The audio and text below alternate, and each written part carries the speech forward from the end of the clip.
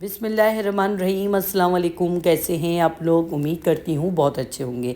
आज बना रही हूँ बहुत ही मज़ेदार सी रेसिपी, और ये रेसिपी ये है माश की दाल की रेसिपी, जो आप लोग हमेशा हाईवे पे खाते हैं। और हाईवे की बहुत ही मशहूर रेसिपियाँ होती हैं जहाँ ट्रक वगैरह रुकते हैं, और ये होटल की रेसिपी की ना कोई भी बराबरी नहीं कर सकता, इतनी मज़े की दाल होती है ये। तो चले हम वही रेसिपी बनाते हैं आप लोगों के साथ। तो यहाँ मैंने माश की दाल ली है 250 ग्राम, यानी कि 1 पाव दाल थी, जिसे मैंने 1 घंटे से भिगो के रखा हुआ था।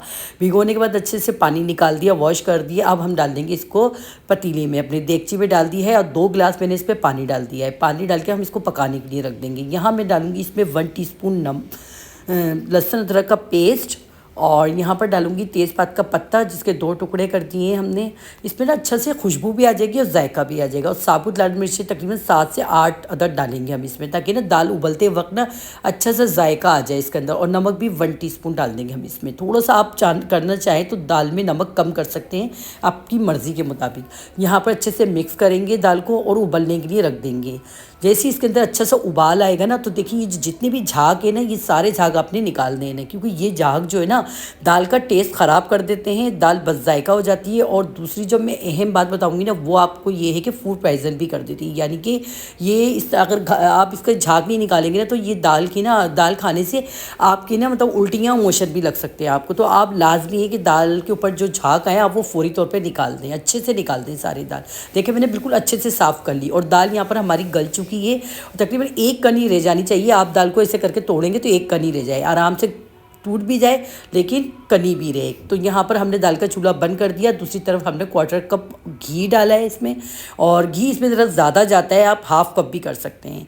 तो यहाँ पर हमने घी डाला, और इसमें एक मीडियम साइज़ की प्याज थी, जिसको मैंने चकोर चकोर काट लिया। प्याज को हमने फ्राई करना है, साथ में 1/2 टीस्पून ज़ीरा भी डाल देंगे हम इसके अंदर, और प्याज के साथ ज़ीरे को फ्राई करेंगे। और प्याज में बस लाइट सा कलर आ जाना चाहिए, बहुत डार्क कलर नहीं आना चाहिए, तो दाल में फिर कलर डार्क हो जाएगा। अब यहाँ पर डालेंगे हम लहसुन अदरक का पेस्ट, और लहसुन अदरक का पेस्ट इस दाल में बहुत ज़रूरी होता है। अगर खड़ी अदरक भी आप डालेंगे ना इसमें, तो और भी ज़्यादा अच्छा है। तो यहाँ पर लहसुन अदरक के पेस्ट को मैंने फ्राई कर लिया, उसका कच्चापन निकाल दिया। यहाँ 2 मीडियम साइज़ के टमाटर थे, जिसको मैंने पेस्ट बना लिया। थोड़े से मोटे मोटे टमाटर भी एक आध रह गए, कोई मसला नहीं है, पुरानी ब्लेंडर है इसलिए चलेगा। तो यहाँ पर हम इसको पेस्ट को थोड़ा सा फ्राई करेंगे। अब इसमें डाल देंगे 1/4 टीस्पून हल्दी पाउडर, और 1 टीस्पून हम डालेंगे पिसी हुई लाल मिर्च, और इसमें 1/2 टीस्पून हम डालेंगे काली मिर्च, और 1/2 टीस्पून हम इसमें डालेंगे पिसा हुआ गरम मसाला। और इसका जायका बढ़ाने के लिए ना हम डाल देंगे इसमें 1 क्यूब्स। असल में होटल पे जो है ना ये दाल बनती है ना, तो वो लोग डालते हैं अजीनोमोटो, चाइनीज़ नमक, ठीक है ना। तो हम तो वो नहीं डालेंगे क्योंकि हमें नुकसान करेगा। तो हम यहाँ पर चिकन पाउडर डाल देंगे, वो चिकन पाउडर डाल सकते हैं या क्यूब डाल सकते हैं। और साथ में मैंने इसमें 1/2 टीस्पून नमक डाल दिए। आप क्योंकि मसाले में भी थोड़ा सा नमक ज़रूरी है ना, तो अच्छे से मिक्स करेंगे और उसको ढककर ढक देंगे, ताकि मसाला अच्छे से पक जाए, ताकि मसालों का कच्चापन ख़त्म हो जाए। 2 मिनट के लिए मैंने ढक्कन ढका था, और देखें सारा मसाला अच्छे से पक चुका है, और टमाटर भी देखें काफ़ी हद तक सारे सॉफ्ट हो चुके हैं, जो थोड़े बहुत भी रह गए थे साबुत। तो यहाँ पर देखें हमारा मसाला भुन चुका था। मैंने साथ में जो दाल और थोड़ा सा पानी बचा हुआ था उसके अंदर, वो इसमें डाल दिया। अब हमने क्या करना है, इसको अच्छे से मिक्स करना है और ढक्कन ढक देना है। ढक्कन इतनी देर तक के लिए रखना है कि पानी खुश्क होना शुरू हो जाए। यानी ये देखें पानी खुश्क हो गया अच्छा खासा।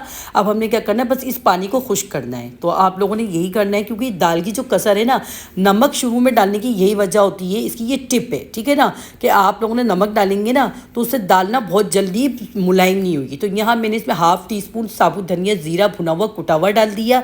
आप 1/2 टीस्पून से 1 टीस्पून भी कर सकते हैं, ठीक है ना। और हरा धनिया और हरी मिर्चें डाल के दम पे रख दिया। तो यहाँ देखिए सारा पानी बिल्कुल खुश्क हो गया, दम पे रख दिया था तकरीबन मैंने 10 मिनट के लिए। 10 मिनट के लिए दम पे रखा, बिल्कुल चावलों की तरह इस पर दम आता है। और देखें सिर्फ रोगन ऊपर नज़र आ रहा है। चावल हमारी ना चावलों की तरह की खिली खिली भी बनी है और जूसी भी बनी है, यानी कि खाने में सूखी सूखी भी नहीं लगेगी, और जूसी भी बनी है और खिली खिली भी बनी है। इतनी मज़े की दाल ना आप लोगों को पसंद आई हो तो वीडियो को शेयर कीजिएगा, लाइक कीजिएगा, कमेंट्स कीजिएगा।